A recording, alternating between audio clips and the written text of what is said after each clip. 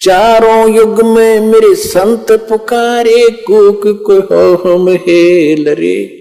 हीरे माणक मोती बरसे, ये जग चुगता ढेल रे। परमेश्वर कहते चारों युग में आया हूं मैं, और अच्छी आत्मा पुण्यात्माओं को मैंने ये ज्ञान भी समझाया है। हम सब ने मिलकर भी ऊंचे ऊंचे स्वर में जगह जगह जाकर के ये ज्ञान डंडोरा पीटा है, ये मुनादी की है, सत्संग ज्ञान कराया है, सुना है, लेकिन कोई नहीं सुनता हमारी। हम तो ये सत्य साधना शास्त्र अनुकूल रूप साधना रूपी हीरे और मोती तुम्हें दे रहे हैं जो बहुमूल्य हैं। तुम इनको ना स्वीकार करके कंकर और पत्थर और डले इकट्ठे कर रहे हैं, आन उपासना करके, अन्य देवताओं की भगवानों की पूजा करके, एक समर्थ कबीर भगवान की भक्ति ना करके जो अन्य पूजाएं तुम कर रहे हो वो डले ढो रहे हो, ढेल इकट्ठे कर रहे हो। चारों युग में मेरे संत पुकारे, कूक कहा हम हेल रे। हीरे माणक मोती बरसे, ये जग चुगता ढेल रे। तुम कौन राम का जपते जापम, तात कटे न ये तीनों तापम। हम पौराणिक कथाएं सुना करते थे बचपन से ही, क्योंकि पवित्र हिंदू धर्म में जन्म था। हमारे धर्म गुरुओं ने जो भी हमारे अंदर ज्ञान फीड कर रखा था वो बहुत बोलबाला था, जन जन की जुबान पर था। इसी को फिल्माइज भी किया जाता था, इसी को नाटक भी सुनाए जाते थे, रामलीलाएं भी सुनाई जाती थी। क्या था कि एक समय नारद जी कहीं तपस्या साधना करके आए थे, और उसको भ्रम हो गया कि मैंने अपनी काम वासना, अपनी विषय वासना पर काबू पा लिया। अब जंगल में बैठा था मूंड मांड मुंडवा के, और वहां घास फूस फल आहार करके शांत भाव से रह रहा था। साधना करके 1 2 4 10 वर्ष अपने पिता ब्रह्मा जी के पास आए नारद जी, और ब्रह्मा जी ने कहा बेटा साधना कर आए। कहा जी, क्योंकि ब्राह्मण थे, ब्राह्मणों का काम में भक्ति करना था और तो काम ही नहीं था। बहुत अच्छा बेटा, खूब सफलता मिल गई होगी। कहा जी सफलता मिल गई, अब मैं विषय वासना के अधीन नहीं रहा, मैं शादी नहीं कराऊंगा, आजीवन ब्रह्मचारी रहूंगा, मेरे ऊपर कोई असर नहीं कर सकती कोई भी विकार। ब्रह्मा जी ने कहा कि बेटा बहुत अच्छी बात है, यही काम होता साधु संत ब्राह्मण का, लेकिन ये बात किसी को बताना नहीं होता, आपने गुप्त रखना। उसने तो बालक की आदत तो है, पिताजी जिस वस्तु ने डांटे उसने जरूर कराया करे, अब मना करे ना उसने जरूर करेगा। विष्णु जी के पास गया, अंकल जी के पास, विष्णु जी से कहा कि भाई, विष्णु जी ने पूछा आ गया बेटा? कहाँ आ गया महाराज? हाँ भगवान साधना करके आया हूं मैं जंगल में। अच्छा भाई बहुत दिन में दिखा, कहाँ गया था जी? जंगल में साधना करके आया हूं मैं। अच्छा भाई, और मैंने अपनी सब इंद्रियों को जीत लिया है। विष्णु जी बोले भाई ठीक है, बहुत अच्छी बात है। अब मेरे कहा कि मेरे ऊपर कोई विषय वासना असर नहीं करेगी। विष्णु जी बोले भाई ठीक है, बहुत अच्छी बात बेटा, भगत का तो काम में ये होता है वासनाओं को काबू करे, भक्ति करो, ठीक। अब ये काल है जालिम, इसने विष्णु जी को प्रेरणा करी कि भाई नारद जी को तो अभिमान हो गया, इसका अभिमान तोड़ना चाहिए। जब विष्णु जी के घर से निकलकर चला, किसी नगरी में जा रहा था, वहां एक मायावही नगरी तैयार कर दी, और उस राजा की लड़की का स्वयंवर हो रहा था, और वहां खूब चहल पहल और खूब सजा रखी उस नगरी को। नारद जी ने पूछा भी क्या पर्व है आज? नगर के लोगों ने बताया कि राजा की लड़की का विवाह है, और इतनी सुंदर लड़की है कि शायद पृथ्वी पर नहीं एक परी उतरी है, और दूर दूर के देश के लोग राजा लोग आ रहे हैं। आज स्वयंवर है, वो स्वयंवर बनेगी, अपन वो मनपसंद पति चुनेगी, लाइन में सब बैठ जाएंगे, वो जिसको चुनेगी वो उसके वरमाला डाल देगी, उसका पति होगा। और वहां फिर गाने बजाने, ढोल ढाल बाजे सब सुरीले। ये ब्याह के ढोल ढाल गीत गात बहुत बुरे होते हैं, ना प्रेरणा हो तो बनगी। अब नारद जी ने सोचा कि अभी देख लेते हैं, गृहस्थ जीवन भी देखना चाहिए। पिता ने ब्याह करवा रखा, चाचा ने करवा रखा विष्णु जी ने, और छोटे चाचा शंकर जी करवा रहे, तो ब्याह में कोई ऐसी बुराई तो है नहीं। यूं सोचकर थोड़ी सी दूर बाहर जंगल में बैठकर आधा किलोमीटर जाके और प्रार्थना की भगवान से कि साधना की, मैं आज तक आपसे कुछ नहीं मांगा, आज एक वस्तु मांगना चाहता हूं विष्णु जी से। विष्णु जी का रूप मांगना चाहा कर, विष्णु जी बहुत सुंदर हैं और उस रूप को मुझे प्राप्त होते ही लड़की स्वयं वरमाला डाल देगी, कहने की जरूरत ना पड़े मुझे। विष्णु जी आगे बोल, बेटा क्या मांगते हो महाराज? ऋषि जी क्या मांगते हो? कि वचनबद्ध हो जाओ।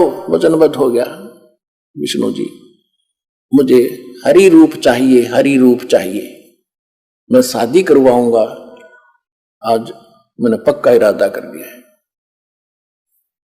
विष्णु जी ने कर दिया तथास्तु। हरि माने बंदर भी होता संस्कृत में, उसका बंदर का मुंह लग गया नारद के। अब नारद जी चला खूब, ने सोचा तू आज बहुत ही हैंडसम है सबसे, और जाकर बैठ गया उस लाइन में जहाँ राजा लोग, जवान जवान बच्चे बैठे थे राजाओं के। लड़की वरमाला लेकर आई, उससे बाईपास निकल गई। उसने सोचा इसने ध्यान नहीं पड़ा लड़की का, नहीं तो इसने तो सबसे पहले मुझे ही चुनना था। वहां से उठकर दूसरी पंक्ति में जाकर बैठ गया, नुआ कट गए। वहां और 10 कदम दूर कर निकली, उसकी शकल पे भी डर लग गए। तब साथ बैठे एक राजा ने उसको दर्पण दिखाया, तेरी शकल तक देख ले, हमने डर लग गया हो रहा, या तो वरेगी कड़त ने।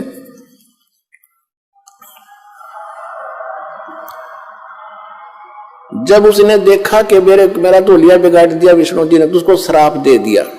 ये तो आपने खूब कथा सुन रखी है, पर इतनी सुनाऊंगा, ज्यादा नहीं। श्राप दे दिया कि एक पूरा जीवन, तू विष्णु जी को श्राप दे दिया कि एक पूरा जीवन जैसे मैं अपने आज पत्नी के वियोग में दुखी हूं, इस तरह तो सारा जीवन इसी वियोग में बिताएगा, और तेरी मदद मेरे कैसे मुंह वाले करेंगे, बंदर ही। कहने का भाव यह है कि जो दास सिर्फ इतना बताएगा, ज्यादा नहीं, क्योंकि सत्संग ये तो एक रामायण है, और अब हम सुनाएंगे सत्संग, इससे निष्कर्ष निकाल के। तो आपको मालूम है कि श्री रामचंद्र जी रूप में विष्णु जी का जन्म हुआ, राजा दशरथ से जन्म हुआ, सीता का अपहरण हुआ, और जो भी श्राप था उसने पूरा किया। सारा जीवन दुखी रहा, घर से रावण के साथ युद्ध करके करोड़ों व्यक्ति मरवा के सीता घर लाया, और 6 महीने के 1 साल के बाद उसको बाहर निकाल दिया, किसी के कहने मात्र से। आखिरी सांस तक वो अपनी पत्नी का मुंह नहीं देख सका। उसके बाद अंत में मालूम है श्री रामचंद्र जी का सरयू नदी में कैसे अंत हुआ। उसके बाद उसी दौरान उसने बाली मारा था, सुग्रीव का भाई, एक वृक्ष की ओट लेकर श्री रामचंद्र जी ने, और उसका भी tit for tat Shri Krishna ji के रूप में देना पड़ा। वो बाली वाली आत्मा तो शिकारी बना, और श्री कृष्ण जी के पैर में तीर मारकर उसका वध किया। ऐसे ही वृक्ष की ओट में धोखे से धोखा लग गया। तो कहने का भाव यह है कि तुम कौन राम का जपते जापम, और ताते कटे ना ये तीनों तापम। फिर उदाहरण देते हैं कि महाभारत में एक प्रकरण आता है कि जब युद्ध का समय हुआ, अर्जुन मना कर रहा था मैं युद्ध नहीं करूंगा, श्री कृष्ण जी में युग काल प्रवेश करके उसको डरा धमका रहा है, फिर ज्ञान समझा रहा है, तो युद्ध कर ले, तुझे कोई पाप नहीं लगेगा, मैंने सब मार रखे। उसकी बातों में आकर डर डरा के अर्जुन ने युद्ध कर लिया, और युद्ध के अंदर जो पांडवों को पाप हुआ उस कारण से युधिष्ठिर जी को बुरे सौपन आने लगे जब राजगद्दी पर बैठ गया वो उसके। और श्री कृष्ण जी उनके धार्मिक गुरु थे, तो अपने कोई दिक्कत आती है तो गुरु से ही समाधान शिष्य चाहते हैं। तो पांडवों के धार्मिक गुरु, यादवों के धार्मिक गुरु श्री कृष्ण जी थे। श्री कृष्ण जी से जब पूछा कि ये क्या कारण है और क्यों ऐसा हो रहा है, भाई को बहुत बुरे सौपन आ रहे हैं, खाना नहीं खा रहा है, आंखें फटी फटी सी रहती है, न बोलता है, सहमा सहमा सा रहता है, जैसे कोई मेंटल हो गया। श्री कृष्ण जी ने बताया कि तुमने जो महाभारत में बंधु घात किया, चाचे ताऊ भाई बहन भतीजे मारे, सेना मारी, वो पाप तुम्हें दुखी कर रहा, सेध रहा, वो पाप कर्म तुम्हें आड़े आ गया, इसका समाधान। तो उस समय अर्जुन को महसूस तो हुआ कि युद्ध के समय जब मैं मना करूं था युद्ध करने से, और कृष्ण कह रहा था तू क्यों नहीं करता, तू तो सूरवीर है, क्यों अपने लक्षण को भूल गया है, ये है वो है, और मैंने सबको मार रखा है, तुझे पाप नहीं लगेगा। आज ये पाप कहां से आ गया? तो अर्जुन बोला नहीं, इसलिए नहीं बोला कि यदि मैं टोक दूंगा और अभी मैं आज प्रश्न कर देता हूं कि आप पहले तो कह रहे थे तुम्हें पाप नहीं लगेगा, और आज ये पाप कैसे लग गए? क्योंकि श्री कृष्ण जी ने उसका समाधान बता दिया था कि पूरी पृथ्वी के जितने भी साधु संत और भक्त और जनता है, यानी साधु संत हैं, उनको आमंत्रित करो, एक अश्वमेध, एक यज्ञ का अनुष्ठान करो, यज्ञ, धार्मिक यज्ञ।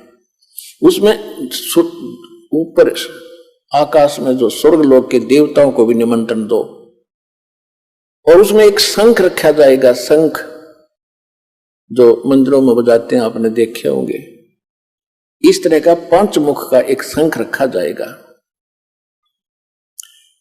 और उसमें जब यज्ञ शुरू होगी, सभी 33 करोड़ देवता, 88,000 ऋषि, 12 करोड़ ब्राह्मण और 56 करोड़ यादव, 9 नाथ 84 सिद्ध, ये सभी वहां पहुंचेंगे।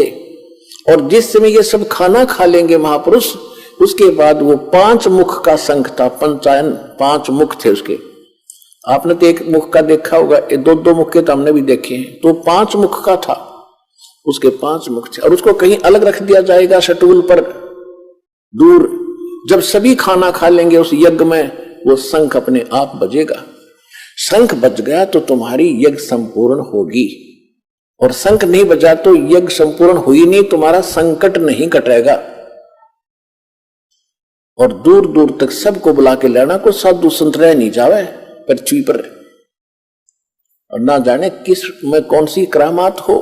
इस सोच में सबको आमंत्रित कर दिया, निर्धारित समय पर फिक्स कर दिया।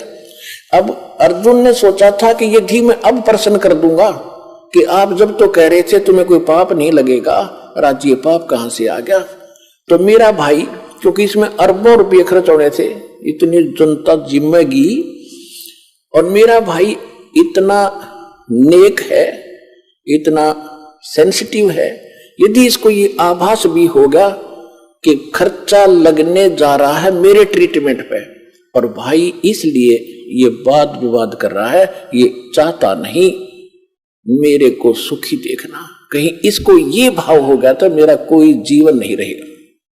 इस करके अर्जुन चुप रहा, छाती पे मुक्का मारा, सब्र किया और कहा जो आप कहोगे वही होगा। अब कहने का भाव ये है पुण्यात्माओं, निर्धारित समय जो रखा गया था उस दिन 33 करोड़ देवता, 88,000 ऋषि, 12 करोड़ ब्राह्मण,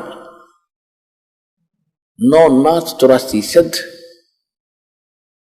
इंक्लूडिंग ब्रह्मा विष्णु महेश वहां उपलब्ध थे। विष्णु तो कृष्ण था ही, ब्रह्मा विष्णु और आगे, ब्रह्मा और शिव और आगे बेस बदल के, और 33 करोड़ देवता। उसी समय परमेश्वर कबीर जी, चारों युग में मेरे संत पुकारे, कूक को हम हेल रे, हीरे माणक मोती बरसे, ये जग चुगता ढेल रे।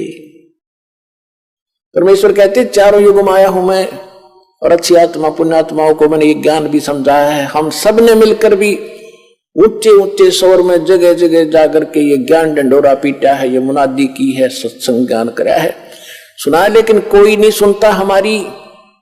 हम तो ये सत्य साधना शास्त्र अनुकूल रूप साधना रूपी हीरे और मोती तुम्हें दे रहे हैं जो बहुमूल्य हैं। तुम इनको ना स्वीकार करके कंकर और पत्थर और डले इकट्ठे कर रहे, आन उपासना करके, अन्य देवताओं की भगवानों की पूजा करके, एक समर्थ कबीर भगवान की भक्ति ना करके जो अन्य पूजाएं तुम कर रहे हो वो डले ढो रहे हो, ढेल इकट्ठे कर रहे हो। चारों युग में मेरे संत पुकारे, कूक कहा हम हेल रे, हीरे माणक मोती बरस ये जग चुगता ढेल रे। बोलो सतगुरुदेव की